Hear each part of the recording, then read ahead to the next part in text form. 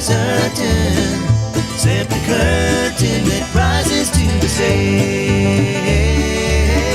Silly games of second guessing. I just forget the lessons that I couldn't learn. Because one street over there's a life I could have known. Would have kept me from the one I had today.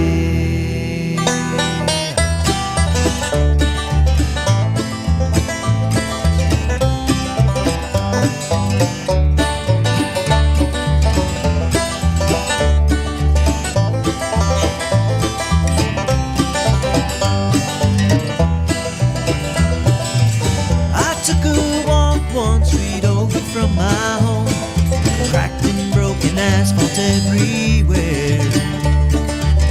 I could have ended up just like that broken road, with a dead end in my path. Thank the Lord that I've got more than that. In this life there's nothing certain, except the curtain that rises to the stage. Silly games of second guessing. I won't forget the lessons that I don't deserve. Because one street over there's a life I could have known, would have kept me from the one I love today. Okay. Gotta interrupt you guys. That's the Ridgetop Ramblers. That song just makes me happy.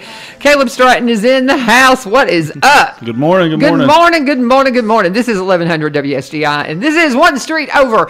And I hope you're having a great Monday. I mean, if you can't listen to bluegrass and not smile, y'all. That's just the rule. Bluegrass just makes you go, unless it's one of those, kind of. Some of them are a little, like a little like harsh. A sad song. Yeah. There is some bluegrass sad songs, and there are some that are, that talk. I don't know. I digress. Good morning. Again, this is 1100 WSGI, and it's so funny. Kaleb sat down, and he's like, I don't know who this Lawrence Rainey is, but man, he's a dedicated fan. He sure is a follower of yours. His name is Paul Rainey. I'm gonna call you out, brother. And him and his wife Mary go to Mexico with me on mission. And they cook for me at Meals on Wheels. They're great volunteers. He's retired EMT from the fire department. So they do the triage down in Mexico. Him and Mary, they take blood pressures and all that kind of thing. Yeah. And so they're going to Mexico with me again in July. We were meeting on that yesterday. But yes, he was like, who is this Lawrence Rainey guy? Well, it's Paul Rainey. Lawrence Paul Rainey. But good morning, Paul. Love you, brother. And good morning to everybody who's checking us out on social media, wherever you might be. But this is the day. We have these reoccurring guests because we just need to check in with them and see what's happening around our city, one street over from where we are. And because we're in an area that is just full of wildlife and full of beautiful places to explore, having the wildlife resources officer that we have dedicated to Robertson County in once a month is just a good idea, don't you think? I think it's a great idea. I thoroughly enjoy it. Well, I do too, and it's one of my favorite visits. And here's how we met. I was having a yard sale last summer, and you guys all came down, and you were hanging out on the creek. So tell them what that was. But y'all were down by my house, and y'all came to the yard sale, and that's when I met you. And I'm like, oh, we got to have you on. And now they're going to come back to my house. But tell them what that is that y'all were doing, and what you'll be doing it again. Right. Yeah. We partnered with the Robertson County Historic Society and the History Museum, and those guys are great down there. And they, when COVID hit last year, these kids were needing something to do. They didn't have anything to do. They weren't in school. There were no summer programs. So the Historic Society, they stepped up and made some programs, and we were able to partner with them. And we did a creek, I guess it would be like an old-fashioned creek stomp kind of thing. We just took these kids out and showed them what a creek was and what lived there, and how to tell if it was healthy, and showed them that we shocked some fish up, and showed them the fish that were in the creek and what was healthy and what made it healthy and what we could do to keep it healthy. And, a lot of people don't like bugs and insects, but we look at bugs, insects, and small fish, and that's how we tell the health of a creek. And I don't have to tell you this, but that creek is extremely healthy down there. Yeah, absolutely. It's right there in front of my house, and it is a beautiful creek. It's spring-fed, if I'm not mistaken. Carr Creek is spring-fed, isn't it? Right. Yeah, and so it is just a beautiful creek, and we are so blessed and so thankful to be living there. But you said something that I've got to get you to clarify. You shocked up some fish? We did. You got to explain that. Everybody's going, huh? What? So in our profession, we in order to do a lot of surveys on fish, it's really hard to go out there with a rod and reel to fish. and catch a lot of what you need to catch. So what we do is we use electricity. It does not hurt the fish. It just stuns them. It's not bad. It doesn't kill them. We put just enough electricity in the water to where it stuns them. They float up. We hook them with a net and we throw them in the boat, and we'll do some. We do a little bit of study on them. We measure them, take weights and all that kind of stuff. Look at them, see what they're like, check their health, and then we release them. Once we release them, they're good to go. That's cool. That's cool. I want to see y'all do that sometime. It's I mean, fun. I really do. Yeah. I mean, I'm real excited because they're going to be doing something down on the creek again. I've been talking to Danny and Stacy from from the museum and the historical society. There's some plans to do some more of that kind of stuff, and I'm looking forward to it. We've got a woodland section on our farm that we let go to seed, and it's very interesting to see what grew up just absolutely native. You know, there's a couple of things, like there's a weeping willow tree I had planted out that's there. There's a few things you can tell the bigger trees are ones that I had actually set before we just let the field go. And all those farmers around here going, I can't believe you didn't let us put hay on that, Laverne. Yeah. But I like the woods. And we're trying to develop it into a woodland area that we can have weddings and things like that in. And so I was telling, I think I've told you, coming out and looking at the trees and seeing what comes up native is really interesting. I found a black cherry tree the other day. Yep. Those are valuable, but I've got one of those right in my yard that came up, and I was like, oh, this is exciting. I have an app on my phone that I can go up and take a picture of a leaf. iNaturalist? Yes. It's so stinking cool. Did I tell you about that? Or? Maybe you did. Probably. Maybe you did. But it is so stinking cool. Because I was wanting to get somebody out to help me identify trees, because as we're trying to beautify this woodland area, we're going in and we're taking out some trees and keeping some, and we want to leave the hardwoods. Right. But it's like, how do you tell what they are? Yeah. We got a whole bunch of the ones that are named the bug name. What is it? They're like little bugs, and there's a tree that's named the same thing. Somebody will tell me in just a minute. I'm going blank. We got a ton of those things, and it's like this little black bug, and it's got red on it. And it's the name of the tree. Really? Yeah, and we get them, and they say if you get rid of those trees, you can get rid of the bugs. Well, there's no way we can get rid of those trees because that's so about 70% of what we have on our place.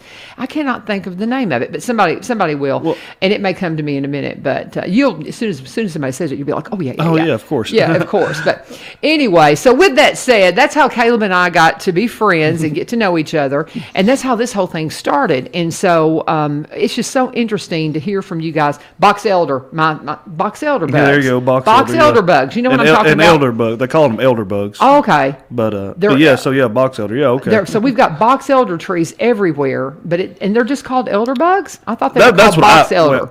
Okay. Well, you're from here. Well, I guess it just depends on anybody. You know, you grow up hearing one thing, whatever the old timers used to call it, but just when I grew up, everybody called them elder bugs. Okay. Well, see, I guess you can call them anything. I ain't from around here. And so, I grew up in Kentucky, and I don't recall having them at all. And so we were like, what is this bug that's invading? And somebody had mentioned to us, well, you cut down your box elder trees and you won't have them. I can't. I would have very few trees if I did, because that's mostly what came up in the woods. We have tons of those, right? Yeah. That's what I tell a lot of people. Everybody wants to know what they can do for wildlife, and people think they have to spend a lot of money on stuff. And I'm like, the best thing to do, and it's a management practice that we do, it's just called natural growth. Just let stuff come back up. It may not be that, aesthetically pleasing, and you can still trim around it and, make it look somewhat nice, but just letting stuff grow, letting fence row. Everybody wants to mow the fence rows. Everybody wants to keep fence rows looking good, and it does look good, but at the same time, if you can mow them or let them grow, then that's what brings your wildlife back, because that was what was always here years ago. Well, see, and that's the thing that we have 40 acres, and we know that the property is just developing around us, all the time. And while we live next to a wheat field right now, there's a good chance one of these days there's going to be a bunch of houses there. And so we wanted to keep our privacy. Right. And so I said, why don't we just let the field go? And it's been beautiful. It has been beautiful, but there are a lot of box elder trees. And we're trying to clean it up a little bit, but we are just letting it go. And I've been amazed at the things we're seeing. We'll find areas where turkeys are nesting. We'll find areas where deer are nesting, because it's their domain. Right. And so with all that said, I know we looked up, and Jessica Drake and Captain Charlie Clark are here. They're coming on at the half hour, but you've still got 15, 20, or almost 20 minutes. We got a lot to go. We got a lot to cover. So talk to me about what we have coming up, we do need to mention the cicadas because they're starting to emerge. They are. Yeah. I've had some friends. I haven't seen any here yet. Yeah, I haven't Some either. of my friends in East Yeah. Tennessee have been posting pictures on Facebook, and they're starting to come out pretty good over there. So. Yeah.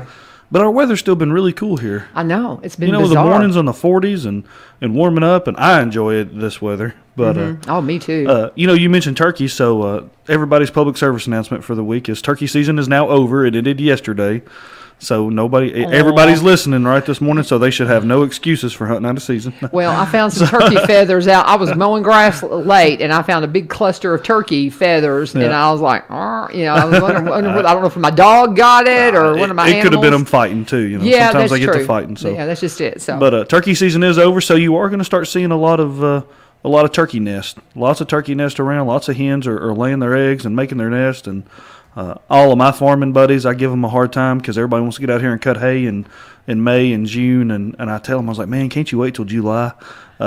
So, you know, we don't normally cut hay till July just because we try to save it for the turkey nest. But we do lose a lot of turkey nests from, you know, people cutting hay and just. really? Yeah. But, I mean, hey, it's a business. Okay, They got to run their okay. business, you know. All right. I But didn't know that. I do give them a hard time. I have a lot of farming buddies, and I give them a hard time every time. Yeah, let the turkey Let nest the set. turkey, let them hatch, and then mow the hay. But you Yeah. know, these guys, you know, farming's hard. You know that, and they try Oh, to. please, yeah. They're absolutely. trying to, they try to get 3 or 4 cuttings a year. So I Right, understand. right. I totally get it. I mean, and you got to think about this weather's been weird, and we've had a lot of rain. And praying for you farmers to get your grain in the ground so it'll grow. Because I know a lot of people are trying to plant, and it's just too muddy. And so every time it rains, I'm like, oh, I love the rain, but please, please, please let the farmers get everything in the ground. So just keep the farmers in your prayers. I gotta throw that out there because it's been a really wet year, and a lot It of has. farmers, man, are really stressing trying to get their grain planted. But anyway, so what else is on your mind?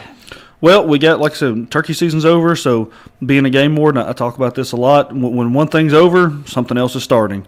So I've got a couple of week break here, and then Memorial Day weekend. That's our official start of boating season. Very good. My biggest. I don't like it. It's so funny. It's just you're saying boating season, you're going boating season. Yeah, boating You're not season. too happy about it because No. I mean because it's difficult because it's just that's when a lot of things happen, right? Talk to us about it is, let's you talk know. to us about what happens during boating season. You know, every year I say the same thing. I say every year. I don't know how long I've been coming on here now, but I feel like I talk about boating a lot. You know, I stress to wear your life jacket. We're out there. Look, and we're out there just to make sure everybody's safe, 100% safe. We're just like, you know, state troopers on the interstate sometimes. You know, everybody gets mad at us for sitting out there. But our main goal, and it truly is my goal, to make sure everybody goes home at the end of the day. So we're out there just we mainly just do safety inspections. We just want to stop you, talk to you. We give out free ice cream coupons if your kid's wearing a life jacket. So making sure everybody's got life jackets and all the proper safety equipment. Make sure nobody's drunk. We get a lot of drunks off the lake. I bet. And it is legal to drink on the lake and Yeah. on the river. People don't know that. It is legal. Everybody tries to hide their alcohol when we pull up like it's okay. We want you to go out there and have a good time. Okay. But we want you to make it home, too, at the end of the day, you and everybody else's families. Okay, so two questions I thought about whenever you said that. You say it's legal to drink, but what can the driver be? The person who is navigating the boat can have a beer in their hand as long as they're not drunk? That's exactly right, actually. Really? Yeah, it's not like the highway. It's not like the vehicle. Oh, okay. So passenger and the driver can be drinking. But they you have to just- have a life vest on. They don't have to have it on unless they're a child. Only children Oh, under okay. 13 have to have life jacket on while the boat's underway. And a child under what age? 13. Under 13. Yep. If they're Okay. anchored or moored or just if they're not moving pretty much, Okay. then they can have the life jacket off. Okay. But while that boat is in motion, underway is what we call it. When the boat is underway, they have to have that life jacket on. Okay, so if they've anchored and they're playing in the water and stuff. Correct. And they're playing on like one of them big things that's got a slide and Yeah. all that. So the child doesn't have to have a life jacket on? That's correct. They're not Really? required. It's Okay. always safe to do it. you Oh, know. much That's what- more. you know, Yeah. I'm a grown adult. And I went fishing this weekend, but I still had my life jacket on the whole time. Yeah, I mean you can have an accident and knock yourself out, and you need to have somebody there with you. I'm a really good swimmer. I was a lifeguard for years and years Mm-hmm. and years, and being in the water by yourself is it's a very poor decision because you don't know what could happen to you, and you could have a heart episode, all kinds of things that could happen, and you fall in that water and you're going to drown. You might survive whatever happened to you. But you don't, I mean, people want to swim laps and things like that. You got to be careful. And there was another thing that you said in all of that was very important. you give ice cream coupons to the kids for wearing them? From where? Or Or it does matter? No, it's McDonald's. McDonald's yeah, ice cream. I was ice thinking cream maybe. cone from I was thinking maybe McDonald's. Golly G's. Yeah. Hey, if they want to sponsor it, that's Golly fine. G's. No. I'm just saying. Yeah. It would be really good It because would that's be. a really, really good place. But I go there a lot. yeah. Oh my goodness. I guess they just use McDonald's because it's Yeah. everybody's Sure. got a McDonald's, you know. Sure. We're lucky enough to have a Jolly G's. Golly G's. Golly G's, I'm sorry. Peach ice cream. Oh, coming back for Yeah. summer. Oh, they haven't had it all winter. Oh my goodness, it's so good. Anyway, I digress. Let's take a break. Let's take a break real quick. And I've got to show off something real quick too. This is Let's Talk Trash. I got to get Debbie in here, Debbie Keenan, to talk about this.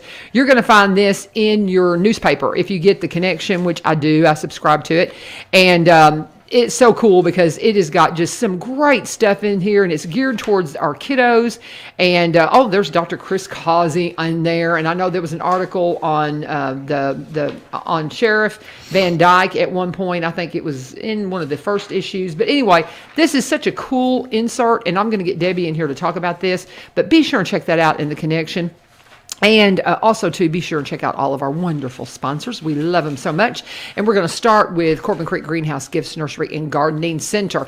As we're dealing with the cicadas and as we're dealing with the things that are going to happen here over the next couple of months as they emerge, just get ready because you're going to need to talk to your garden folks because you're going to have questions. Because a lot of people, I still am talking to people that don't know the cicadas are coming. They don't know about it.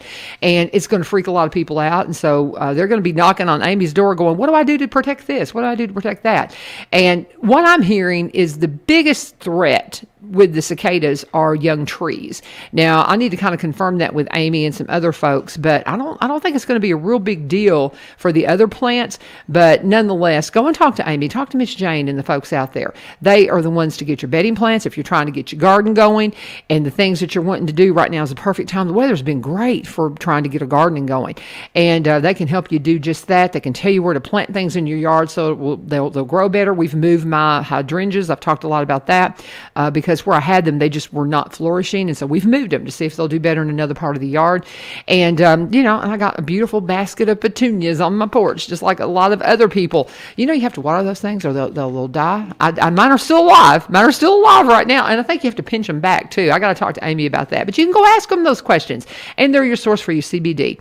So CBD has helped me tremendously with my arthritis. It may be a game changer for you. I was so skeptical of that stuff. And when my doctor told me to check it out, I was floored. Number one, that my doctor said to look into it. And I didn't know where to go. And then I found it right here in Robertson County CBD that's processed from the plants that are grown by Bill Corbin. And they're right there. And so I can't recommend enough checking it out if you think it might help you with your arthritis or other inflammation issues. But make sure you know what you're getting. And you can at Corbin Creek Greenhouse Gifts Nursery and Gardening Center, open Monday through Saturday, 9 to 5. Sunday from 1 to 5. They're at 4920 Highway 161. Call them at 615-384-3185. And when you get by there, always please tell them that U-Turn sent you. And Kaleb Stratton's my guest in studio. He is our Wildlife Resources Officer here in Robertson County. So where do you want to go next, brother? What's next? Do you need to talk about? Probably one of the most important events that I enjoy doing every year, and that is our kids fishing rodeo. I knew you were going to say that. I've had people ask me about it, so they wanted you to talk about that. So fill us in. Good. So we partner with the city of Springfield every year. And we've been stocking Travis Price Park for years with catfish and in the past some other fish, but most recently just catfish. So we'll stock Travis Price Pond, and then on let me look at my date real quick. I think it's going to be June the 12th. Right. It is. So Free Fishing Day is June the 12th. On June the 12th, anybody in the state of Tennessee can fish that day without a license. You don't have to have a license. I love it. So we may ask for a license because we always forget it's Free Fishing Day. Right. But you're like, I get to fish free today. That's right. People will tell us very quickly that it's Free Fishing Day. Right. But we partner with the city of Springfield, and so we'll start, I think, that morning at 6 o'clock. We'll fish until about 9 or 10. It starts getting pretty hot. We give out a lot of door prizes. It's always a good time. We give out prizes for the largest fish, the most fish, the smallest fish. Oh, great. That'll be fun. It's a fun time. And Sherry down there at the center, she works her butt off on this event. She's a great woman, and she works hard as soon as it's over, she'll call me the next week wanting to plan for next year.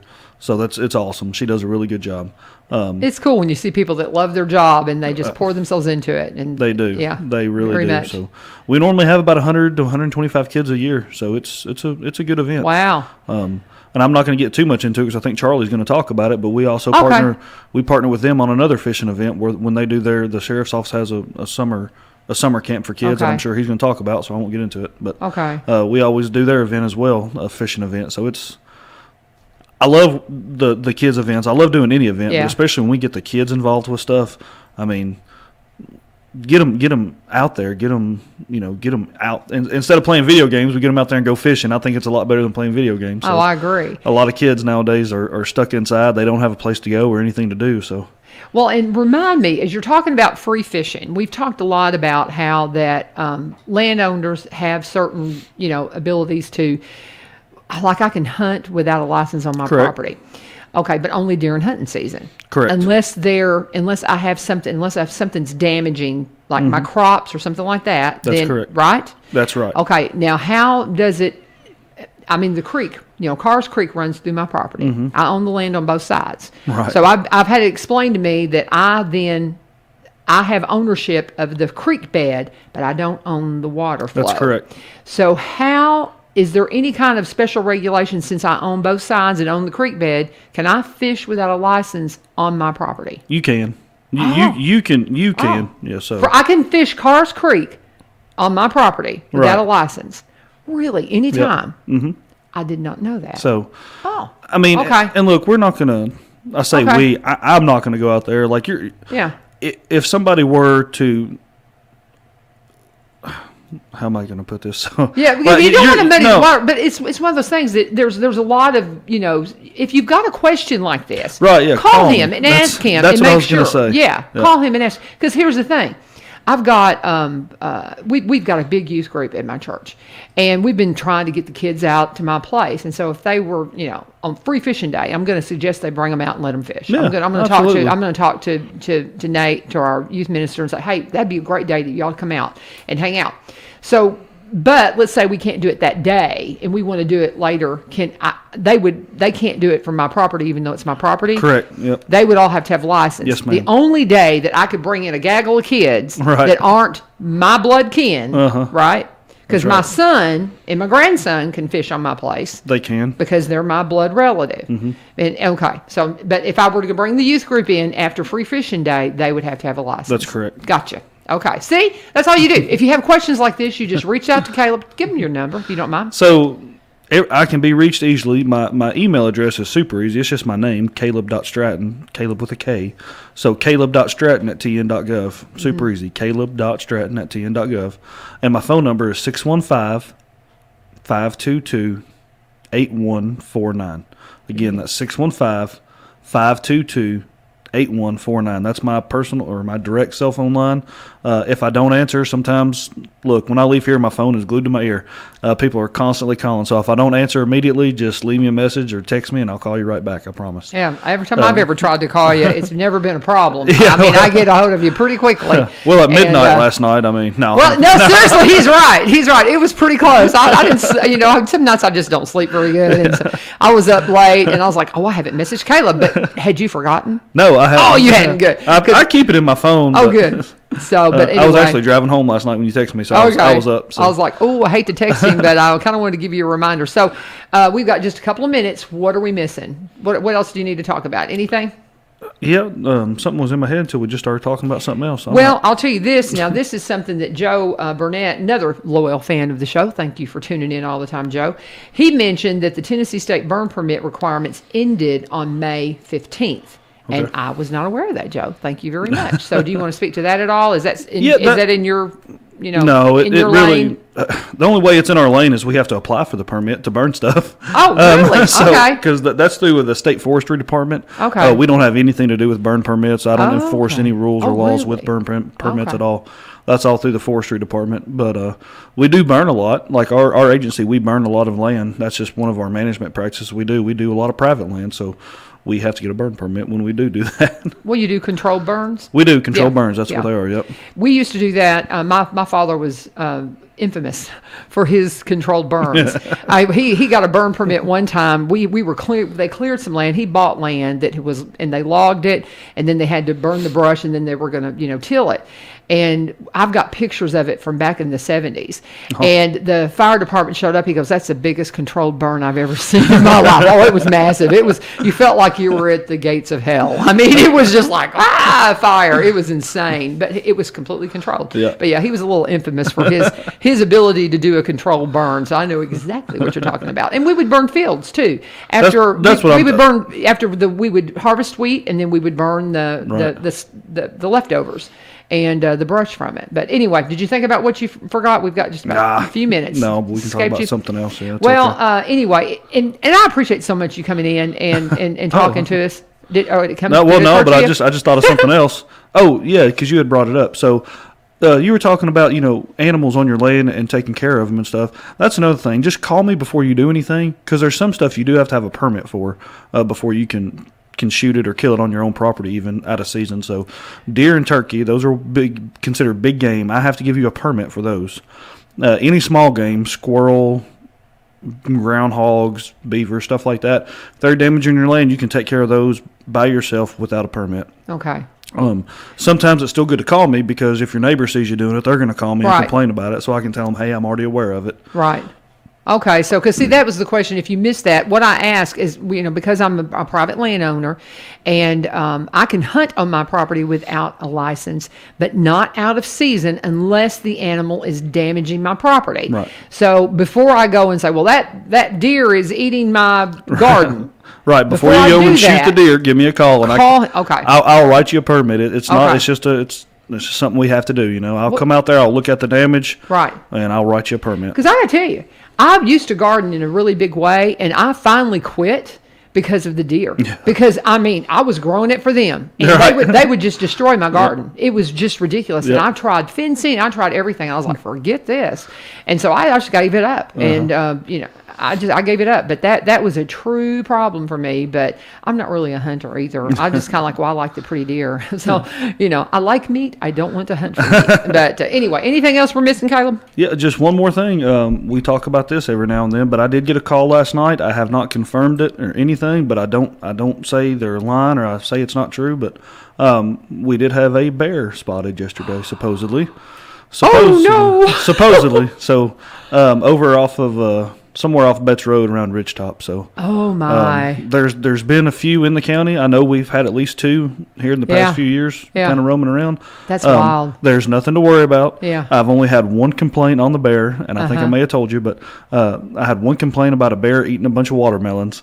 And the farmer was not happy. I can imagine. That was the only complaint we've had about these bears, and they've been here I know personally they've been here since 2018. Okay. So they're nocturnal. You're not going to see them. If you do see them during the day, it's not a big deal. They're not rabid or anything. They're going to get out just like we do. But mainly they're going to be out at night. They're not going to bother anything. And where was this one, do you think, spotted? Somewhere off of Betts Road. I can't remember exactly where. Well, send me the information on it. We'll track. Well, and I want to go walk. I want to go explore and see if I can't find them. I'm fascinated by it. Most of the time, they're false sightings. Most of the time. So I'm not. Yeah, I'm just telling everybody. Eagles. We're starting to hear reports of eagles around because, and I grew up in the Kentucky Lake region, and so there are eagles up on our property, and we've seen them. There's a lot of people that see eagles up in where I'm from because we're up to the lake, and they migrate off of the lake, and so they're coming this way. But yeah, we need to wrap it up. Any parting thoughts? That's it. I appreciate y'all. Thank you so much. Caleb Stratton is always in here with us on the third Monday,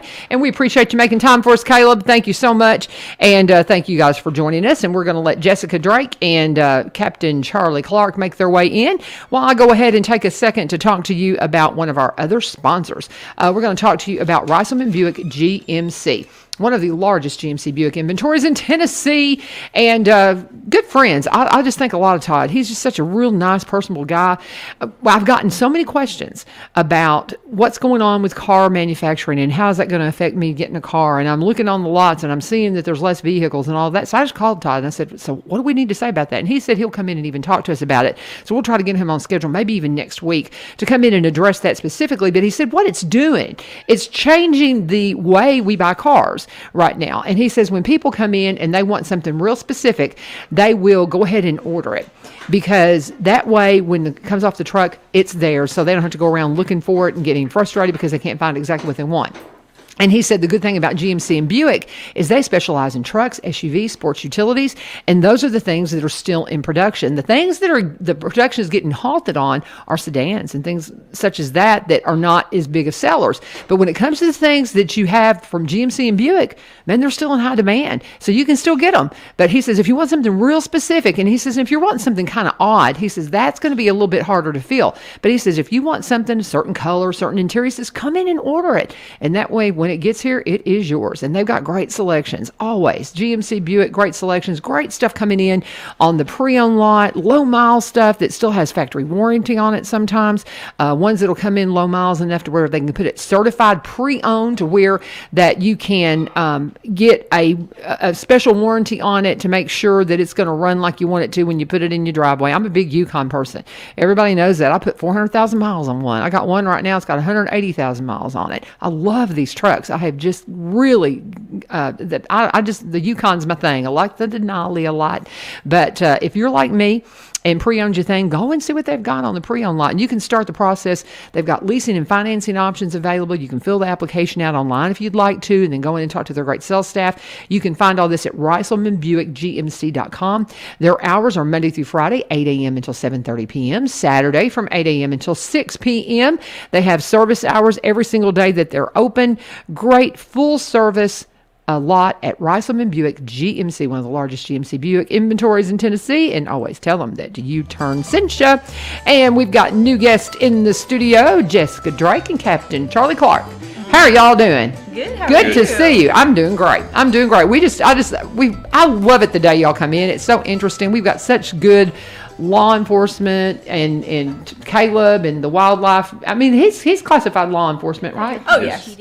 Okay, that's what I thought. So, I mean, it's like you think, okay, well, is wildlife resources an office, but he's law enforcement. Yes. And I think he actually worked for the sheriff's department, he's still didn't he? he was with us full time before he went to wildlife. Right on that microphone for me. He was with us full time before he went to wildlife, but he actually is still part time with us. Okay. Very good. Yep. Well, see, and that's the thing. And we've got a great law enforcement team here in Robertson County. Y'all do such a good job, and we appreciate y'all so much. And I don't know, Charlie, were your ears burning? Because I think it was on Thursday when Ace and United Way were in here. Okay. I'm pretty sure your name came up, and I was like, oh, I think that's who Jessica told me that she's Probably. bringing in. Yes, And yes. because you're going to be busy this summer. Yes, ma'am. Okay. Yes, ma'am. So talk to me. What are we going to cover today? Because I know you've got a lot of stuff going on with the juvenile office, and that's your specialty, correct? Yes, ma'am. So what do we want to unpack first? Because I know y'all got a lot of information to share. So we'll go ahead and start off with our new division. I brought in Captain Charlie Clark because he is over the new division. It's our juvenile services division, and it's going to be made up of two different divisions: our school resource officers and another one. I'll let him get into all the specifics for that. But the main goal of this new division now is to invest in our children. We've created a program for the SOS program, which was for the seniors, and now we want to create something that's specifically for our children. And the biggest thing that Sheriff Michael Van Dyke is wanting out of this program is our children are our future, so we have to invest in them. We need to provide the programs, we need to provide the resources for them in order to become the leaders of our community, because they're going to be in our positions one day. So we want to make sure that we're there to not only continue building our great relationships with our law enforcement and children, but also providing the necessary programs and resources for them to learn life skills and better themselves and hold them responsible for their actions as well. Right. I love that. I love this. I think this is just absolutely wonderful. And, I've mentioned to Kaleb many times, if y'all need to, use my property, let me know. Because, we live right there next to the wastewater plant, where Cars Creek and Sulphur Fork. Yes. We would just make we would just love to share that with kids. Okay. And so if you want to do something with, that coming up, you just come out and hang out in the woods or play on the creek, or if there's something y'all need, just let me know. And we'll make it happen. So, because I just love people wanting to pour into kids, because man, that's where you change the world. You know, it's where you change the world. That's where it starts. So when did this start? When did this get started? I'll let you go ahead and get started on Come the on! program. It's right. your division. All righty. So, in talking about working outside of the school resource officer mission, which has always been within the schools. Now, we Get can right up on that microphone all right. for me. Yeah, We only have them a certain amount of hours a day, and we were finding that the summertime was when kids were getting into their most trouble. They were ripping and running and doing whatever. And so Wesley Compton, one of our SROs, actually had brought the idea of the Great Summer Games over. When we initially started it, and it's been, I can't tell you how many years, but it has been several years. When we started it, we actually had more SROs than we had kids. And we ran the program on $67 because that's what we had in our pockets. We ran it for 3 days and just had a great time. Numbers right now are at 76 campers for this year's camp. And it has just grown kind of exponentially with all of the people that have invested in the program as well. It's really been, it's kind of come full circle. So you say it's a camp. So is this something that if you've got a kiddo, you've got to register for? Is there a deadline for registration? Has that already passed? Year, kind of yes. where we're going with that. So what we try to get are the at-risk youth, the kids that are just on the bubble. We get these kids from their teachers, kind of nominating them. There's been some times that juvenile court has nominated some kids. There's been some times that counselors have nominated some kids. And we try to get those kids first. So when those slots have kind of filled in, we'll also bring in some other kids. A lot of the SROs bring their own kids. Cool. Behavior is modeled. A kid can only do what they see. You can tell them all day long, but unless they see it, they can't do it. So we try to bring some other kids in that are good kids that have a little bit better opportunity, and they kind of work together themselves. What we find is those kids learn more from each other than they do from us. Kid mentoring. Yes. Isn't that cool? What a cool concept. The cool part about it is all of our youth adult counselors are kids that have been through the program. In order to become an adult or a young adult counselor, you have to keep your grades up. You have to stay out of trouble and things like that. So these kids are coming back when they've been in the camp, and they're now mentors for the kids where they were originally. Okay, so you say camp. Is it physically they go and stay in a cabin, or is it something that goes on through the day, Right then now they go it's- home? yes. What's the structure of Right that, and now how it's long does it last? Like a day camp. Yes, right now it's Yeah. a day camp. The school system has stepped up and done a lot. We kind of work together because if we do our job and they do their job, then the kids are going to be better off when they come back. So the school system actually provides transportation for those kids. I believe this year they're going to provide 2 meals for them. That's great. So that's the big thing. They get there in the morning and they're guaranteed they're going to have breakfast. They're going to have lunch. We try to make sure that they're well prepared for the day because we stay out. It's all outside.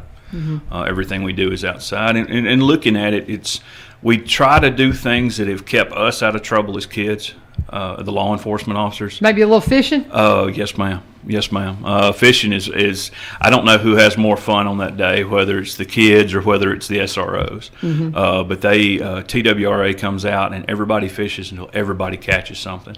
They provide the poles, they provide the bait. We have different folks that provide the land for us to go to. So it's things that we do that we enjoy. It's things that we pass on that maybe these kids haven't been exposed to. So that's our goal, is to give them either free or low cost things to do. When you have that idle time that you're going to do something maybe you're not supposed to. So. Well, bring them out to Carr's Creek and we'll show them how to find crawfish. Yes. Because it's plentiful. Crawfish are plentiful in our creek. I mean, these are things that these kids, things that we grew up with Yes. that they just never even experienced, you know. And man, I want to be a part of this. I truly Okay. do. This is wonderful. And so, what is the timeline? When does it start, and how long does it go? We What actually is the start time period? May 31st until June 6th. That week. So that week, it's every morning from, well, they'll start picking up at 6:30. Okay. So and again, then they're- that May 31st through June 6th. Okay. Yes, and we do it. We work out the park. It's where our home kind of base is. We set up all of our different stations. We do archery. We do. I teach a primitive survival skills class.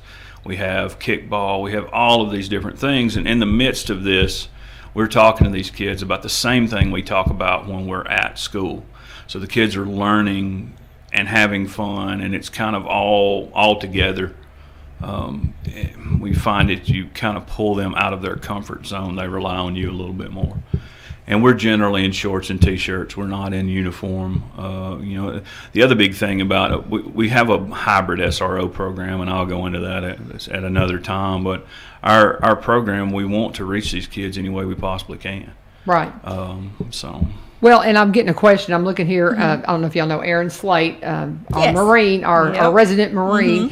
He is asking, are there opportunities for business professionals in the community to volunteer at the camp? Yes, there are. This year has been really interesting because we came right till the end to set it up because we did not know what the COVID restrictions were going to be. So we have set it up very, very quickly and got things in line. As we go through 100%, those folks are welcome to come out and kind of see what's going on and see that the kids really know that someone else cares about them in the community. Because one thing we've done a whole lot better job of is when we have job fairs. You know, you go to these job fairs and you see doctors and lawyers and things like that, and that's a great profession. 100%, but those professions sometimes takes more money than some of these kids have access to.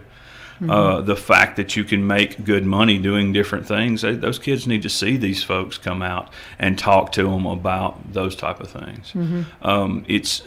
It's interesting to see what these kids get tied into when they start talking to people, and you can always tell, even the kids that are quiet, once you open them up.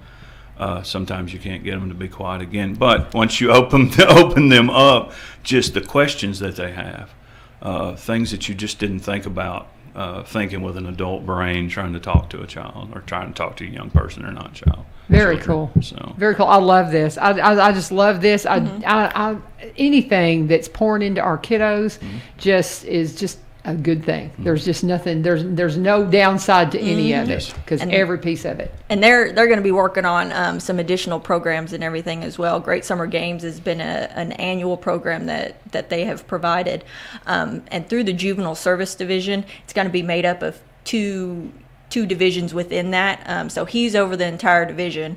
Then you have the School Resource Officer Division, which is of course the school resource officers, which we have one in every single school now in the county.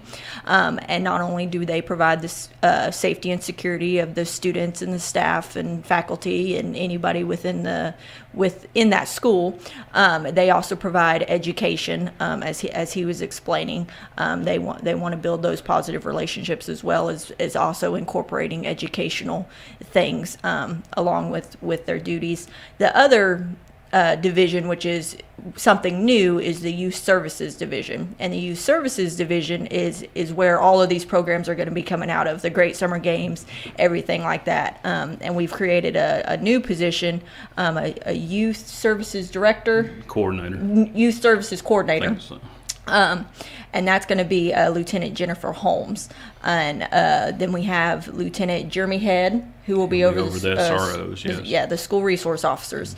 So we've created this brand new division where each section is going to provide something very beneficial to our students, and not only our students, but all of our children within Robertson County. So we're expanding from just the schools to all of the children, which is amazing. That's awesome. This is just awesome. And I'd heard little pieces about this, Mm-hmm. but this is even better. I'm so excited. I'm so excited. This is fantastic. Well, this is just so cool. Oh, man. The It's great developing. Thing, Yeah. right, Yeah. And the great thing about it is the fact that we've been doing this for a long time. This is not technically something new as much as it is going in a few different directions to try to reach more. What we do within schools, like I said, about being a hybrid SRO program, we don't just go into health classes and teach about drugs. You go into history class and teach about history of the sheriff's office, why cops eat donuts. When you say that, you've got those kids. They're going to listen to you the entire time. We go into math classes and teach about accident reconstruction, how we know how fast you're going.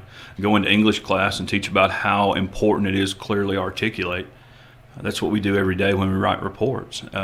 So we try to go into every single class because there's nothing in a school that doesn't have anything that relate with law enforcement.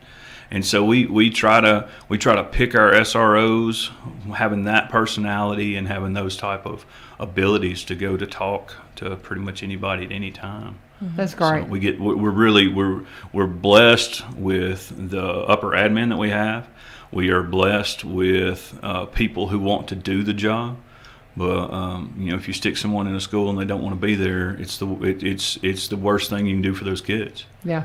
We've been very, very blessed and lucky, and got some really good people in some really good positions. Our community has been amazing. Yes. As soon as we, I think we put this out a couple months ago, Yes. right before the beginning of May, because that's when the division was official, and it's been nothing but just nonstop people calling, wanting to help, which is amazing. So it's fantastic. We're very excited. It Very is, cool. and we're trying not to fill a teacup with a pickle bucket right now. We won't ever. Okay, explain that. fill a teacup with a pickle bucket. That's hysterical. That's great. I had never heard that one. There are hundreds and hundreds of programs out there, and everybody wants you to use their program, and we have to use evidence-based programs. And trying to meter the programs that we're finding with what we're having issues with, it can be overwhelming. We want this to have the highest probability of success, and in order to do that, we have to be very, very careful about what we implement and the things that we implement, and the fact that we're not doing this to do anybody else's job. What we're doing this for is to be kind of a go-between between the sheriff's office and these agencies, being able to find help with other agencies, and from what we're hearing and the emails we're getting and the calls we're getting, everybody's stepping up. So everybody's behind this. Very good. Very good. I tell you what, we need to pause for a second and take a break. I've got in studio with me Captain Charlie Clark and Jessica Drake. What is your title? I mean, because you're the communications officer, but are you like lieutenant, captain? What is your like prefix of yours? I don't really have a So I was just wondering. I was Yeah. thinking captain. And I was like, well, I wonder what Jessica is. I just kind of asked that question to myself. But what is the proper title for you? proper title is just public information officer. Public information officer. I started to say that, but I wasn't sure. I thought, well, is she? Is there another part of that? I have it's very odd. I'm in one of those positions where I'm not really called by my rank. I gotcha. But I go by just my title. Just the public Yeah. information. Okay. See, you want to try to do it right and be respectful. You've worked hard for these jobs, and I have so much respect. You guys are on the front line, and I thank you so much for being there. But we do need to pause for a second. And you know what? Let's do this first. Let's go ahead and let's hear from our friends over at Hancock Farms. Looking for farm fresh produce this season? Come see us at Hancock Family Farm Market on Monday through Saturday, 9 a.m. to 6 p.m. We are located at 7114 Highway 49 East, only 6 miles from downtown Springfield. We have a wide variety of produce from strawberries and flowers to corn, peaches and tomatoes, along with milk, eggs, cheese, meat, and honey. Hancock Family Farm, family operated since 1911. Let our family feed your family. Looking? And we are going to talk, too, about my friends Barry and Rebecca Richards with the Exit Realty Garden Gate team. Man, it's such a crazy time with real estate. Anybody that's in the real estate business, they are so busy. It's really kind of hard to get on their schedule. But if you want to talk to a local realty team there in Cross Plains. They have been there for over 20 years. They've been at this a long time. At least Rebecca has. Barry's always been there to help her, but he was a marketer. He came out of a marketing career and started going full-time with real estate just a few years ago. But Rebecca was one of the first in the area to be a seniors real estate specialist. They're the ones who were entrusted with the sale of True's Barbecue. Everybody remembers that. But they've been around a long time, and they specialize in Robertson County, but they can also buy and sell in the surrounding counties across the state line up in Kentucky. If you want to see the Robertson County listings, you can go to robertsoncounty.com. You can connect with them at sellwithbecky.com. But they're the whole package. No matter what side of the sale you're on, if you're a buyer, they're going to say, get pre-qualified. If you're a seller, they're going to say, you got to price it right. And then Barry's going to, as a Zillow certified photographer, he'll get you up on realtor.com. He is a licensed and insured drone pilot, so he can get you that footage that people want to see. They want to see what's around them before they buy property. And he is also able to do a beautiful 360-degree virtual reality home tour that people can walk through your home without having to walk through your home. And you hear of people buying houses without ever setting foot on them. It's crazy. It's a crazy time in the realty market.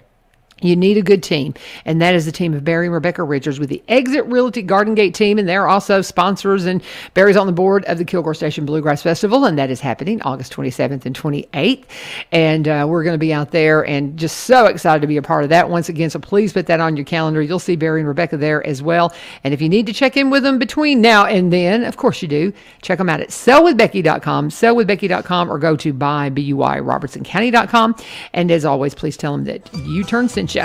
And back to our conversation with Public Information Officer Jessica Drake and Captain Charlie Clark. Thank y'all for your service to our community. Again, on the front line every single day, and we appreciate you.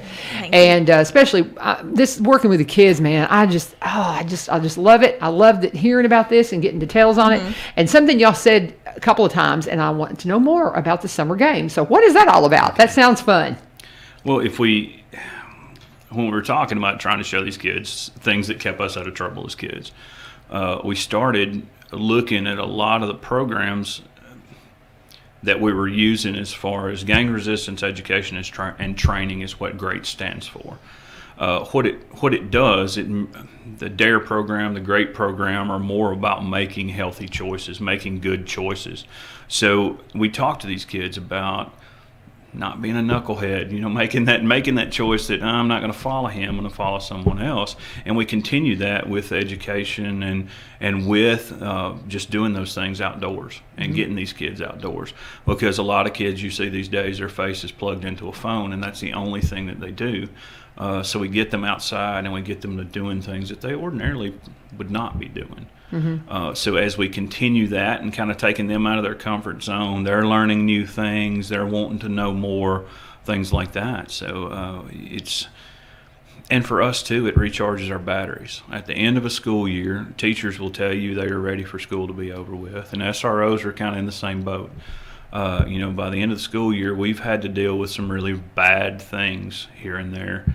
And it's time for us to recharge our batteries, and this is how we do it. That's great. Just kind of get ready for the next school year. I love it. And so as we're talking about, with the summer games and things like that, can we come out and watch, or Yes. How does all that structure? Do you need volunteers? Yes. All of those things. As of right now, all of everything comes from either the sheriff's office. We also have the school system. They have folks that will come in and help. We've got a few clubs that have volunteered to come in and do some things. One of the things we do have to do is we're not always at the same place. So what I can do is give you my email address, and that's going to be probably the easiest way to get in touch with me. I have this wonderful office that I'm absolutely never in. So I can vouch for that because I go to look for him all the time, and I have to call him because he's always out and about in schools or somewhere checking on somebody.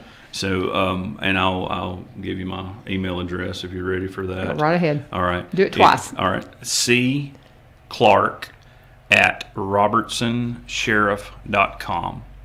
So again, that's C. Clark@robertsonsheriff.com.